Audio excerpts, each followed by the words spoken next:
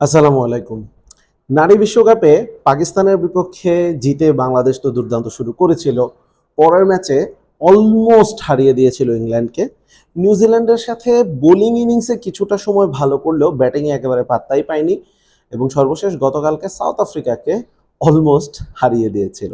অর্থাৎ ইংল্যান্ড এবং south Africa দুটো বড় আপসেট বাংলার মেয়েরা কিন্তু ঘটাতে পারত, কিন্তু ঘটেনি। সবগুলো ম্যাচে ভুলগুলো কিন্তু একই। ব্যাটিংয়ে অনেক বেশি ডট বল খেলা, বোলিংয়ে ক্রাঞ্চ মোমেন্টে কিছুটা লাইন লেংথ হারিয়ে ফেলা, কিছুটা ফ্রি কিছু লুজ ডেলিভারি দেওয়া, কিছু ফ্রি রানস বিলিয়ে দেওয়া, কিছু ইজি ক্যাচ ড্রপ হওয়া, তারপর হচ্ছে যে রান আউট অপরচুনিটি মিস হওয়া। এবং বিশেষ করে সাউথ আফ্রিকার সাথে ম্যাচটাতে আমরা যদি দেখি, স্বর্ণা ক্যাচ ফেলেছেন খুবই ক্রাঞ্চ মোমেন্টে, সেটা হলে বাংলাদেশ হয়তো জিতে যেতে পারতো। একদম শুরুতে রাবেয়া নিজের বোলিংয়ে ক্যাচ ফেলেছেন। এছাড়াও আমরা ডিপ মিড উইকেটে একটা ক্যাচ ড্রপ হতে দেখেছি, কিছু ডিরেক্ট থ্রোতে রান আউট হতে পারতো, সেগুলো কিন্তু অল্পের জন্য লাগেনি। এই ধরনের ব্যাপার স্যাপারগুলো আমরা দেখেছি। ক্রাঞ্চ মোমেন্টে ফুল টস হয়েছে, ওভারে 12 রান দিয়ে দিয়েছেন মারুফা, কালকে মারুফা মার খেয়েছেন। তো সব কিছু মিলিয়ে আসলে অনেক আফসোসের জায়গা রয়েছে, কিন্তু আমি আফসোস করতে চাই না, আমি সেলিব্রেট করতে চাই। বাংলাদেশের মেয়েরা যেভাবে খেলছে এই বিশ্বকাপটা, আমি এটাকে আসলে সেলিব্রেট করতে চাই। কারণ একটা জিনিস মোটামুটি নিশ্চিতভাবে বলা যায় যে Bangladesh one of the weakest team এই ওয়ার্ল্ড কাপে, এবং তার মধ্যেও ইতোমধ্যে পাকিস্তানকে হারিয়ে দিয়েছে। আমরা আশা করবো শ্রীলঙ্কার সাথেও পজিটিভ একটা রেজাল্ট আসবে। এর বাইরে আমরা হয়তো বা ভাবছিলাম যে বিদেশি যে দলগুলো রয়েছে, সাদা চামড়ার যে দলগুলো, এই সেনা কান্ট্রির কথা যদি আমরা বলি, ওই সেনা কান্ট্রির মধ্যে হয়তো বা একটা ম্যাচ আমরা এদিক সেদিক হলে ম্যাচ জিততে পারবো, কারণ কন্ডিশনটা বাংলাদেশের বোলারদের ফেভারে। গতকালকে সেই দিনটা হতে পারতো, কিন্তু গতকাল সেই দিনটা হয়নি। আমি আসলে আলোকপাত করতে চাই সেই জায়গাগুলোতে, যে কোন পরিস্থিতিতে বাংলাদেশের মেয়েরা ক্রিকেটটা খেলছে। একটা খুব সিম্পল কথা বলি, সেটা হচ্ছে যে বাংলাদেশ এই ওয়ার্ল্ড কাপের আগে ইন্টারন্যাশনাল ম্যাচ সর্বশেষ খেলেছিল একেবারে কোয়ালিফাইং রাউন্ডে, সেই 5-6 মাস আগে। ওয়ার্ল্ড কাপের মতো ইভেন্টের আগে 5-6 মাস ধরে বাংলাদেশের মেয়েরা কোনো রকম ইন্টারন্যাশনাল ম্যাচ খেলেনি, কোনো রকম সিরিজ খেলেনি। এটাকে আমি অবশ্যই বিসিবির ব্যর্থতা বলবো। এবং এখানে আরও ব্যাপার রয়েছে, নারী ক্রিকেটে এখনও যথেষ্ট স্পন্সর নেই, মেয়েরা ঠিকমতো বেতন পায় কিনা সেটা নিয়েও সন্দেহ রয়েছে। এত সব প্রতিকূলতা, এত সব প্রতিবন্ধকতার মধ্যেও মেয়েরা যেভাবে এই ওয়ার্ল্ড কাপে পারফর্ম করেছে, সেটাকে আমি অবশ্যই পজিটিভলি দেখব। এবার খেলার মধ্যে যদি আসি, গতকালকে বাংলাদেশের 11টা আমার পছন্দ হয়েছে, মূলত ফারজানা হক পিঙ্কিকে দলভুক্ত করার জন্য।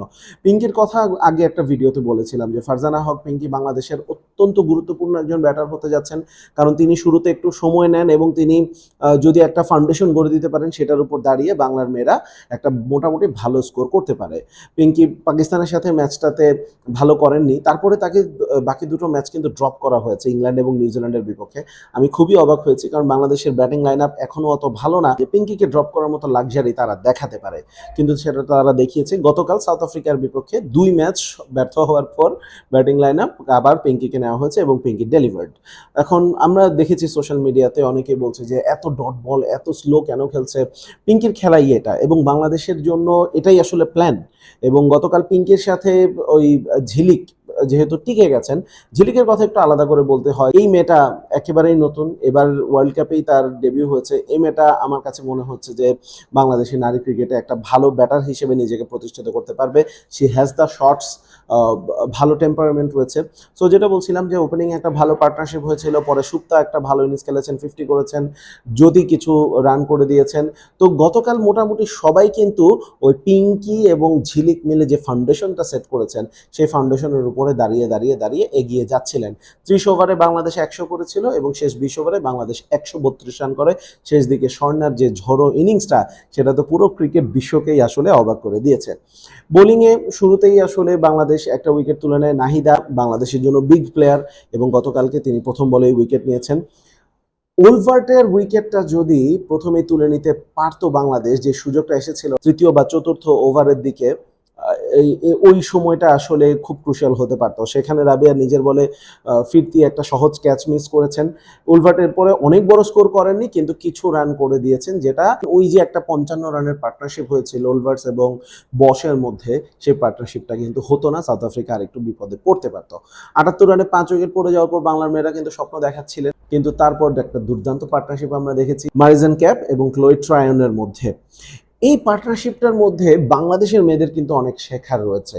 যেভাবে তারা সিঙ্গেলস বের করেছেন সেটা কিন্তু দুর্দান্ত ছিল। এবং আমরা যেমনটা বলছিলাম যে ইন্টারন্যাশনাল ম্যাচ তো অনেক দূরের কথা, বাংলাদেশের মেয়েদের কিন্তু ডোমেস্টিক ক্রিকেটও খুব লিমিটেড হয়, এবং সেখানেও কিন্তু যেহেতু মেয়েরা অত বেশি ক্রিকেট এখনও বাংলাদেশে নিচ্ছে না পেশা হিসেবে, তো সেই জায়গায় কিন্তু খুব কোয়ালিটি প্লেয়ারের সংখ্যা একটুখানি কম রয়েছে বটে।